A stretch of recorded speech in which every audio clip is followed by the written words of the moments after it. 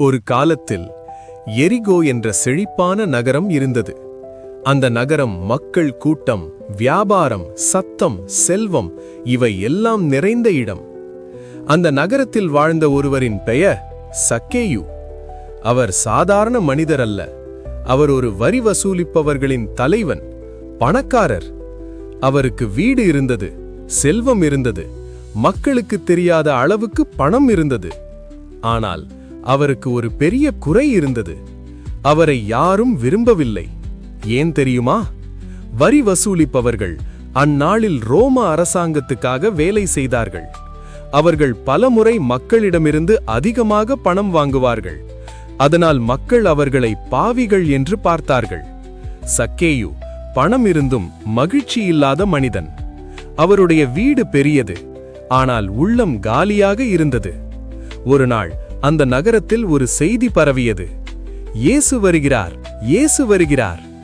அவர் பற்றி ஏற்கனவே பலர் கேட்டிருந்தார்கள். குருடர்களுக்கு பார்வை கொடுத்தவர், நோயாளிகளை குணப்படுத்தியவர், பாவிகளுடன் கூட உட்கார்ந்து உணவு உண்டவர். அவர் இயேசு. இந்த செய்தி சக்கேயுவின் காதுகளிலும் விழுந்தது. அவருடைய இதயத்தில் ஒரு ஆசை எழுந்தது. நான் அந்த இயேசுவை பார்க்கணும். அது வெறும் ஆர்வமில்லை, அது ஒரு தேடல். அது உள்ளம் நிறைவடைய வேண்டிய தாகம். சக்கேயு ஓடினார். ஆனால் ஒரு பிரச்சனை. அவர் குள்ளமானவர். முன்னால் மக்கள், பின்னால் மக்கள், எங்கும் கூட்டம். அவர் எவ்வளவு முயன்றாலும் இயேசுவை பார்க்க முடியவில்லை. சிலர் அவரை தள்ளினார்கள். இவனுக்கும் இயேசுவை பார்க்க ஆசையா என்று கிண்டல் செய்தார்கள். ஆனால் அவர் விடவில்லை. அந்த நேரத்தில் சக்கேயு ஒரு முடிவெடுத்தார். அவர் முன்பாக ஓடினார். ஒரு மரத்தை பார்த்தார். அது ஒரு அத்தி மரம், பெரிய மரம், பரந்த கிளைகள். அவர் யோசிக்கவில்லை. அவர் ஒரு பணக்காரன் என்று நினைக்கவில்லை. அவர் ஒரு பதவி உள்ளவன் என்று நினைக்கவில்லை. அவர் ஒரு குழந்தை போல மரத்தில் ஏறினார். இயேசு அந்த வழியாக வந்தார். அவர் நடந்து கொண்டிருந்தார்.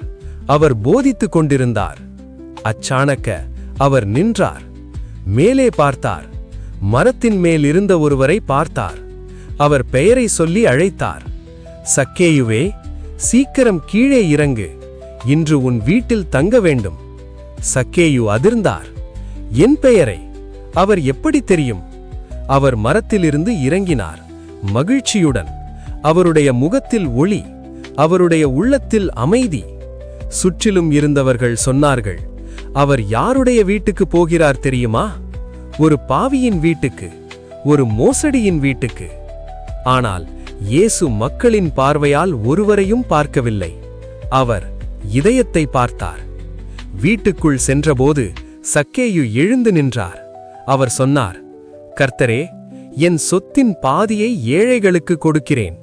யாரிடமாவது அநியாயமாக எடுத்திருந்தால் 4 மடங்கு திருப்பிக் கொடுக்கிறேன். அந்த வார்த்தைகள் ஒரு மாற்றத்தின் சாட்சி. பணமிருந்த மனிதன் இப்போது அன்பு கொண்ட மனிதன். அப்போது இயேசு சொன்னார், இன்று இந்த வீட்டிற்கு ரட்சிப்பு வந்துள்ளது. இழந்ததை தேடி ரட்சிக்கவே மனுஷகுமாரன் வந்தான். சக்கேயுவின் வாழ்க்கை மாறியது. ஏன்?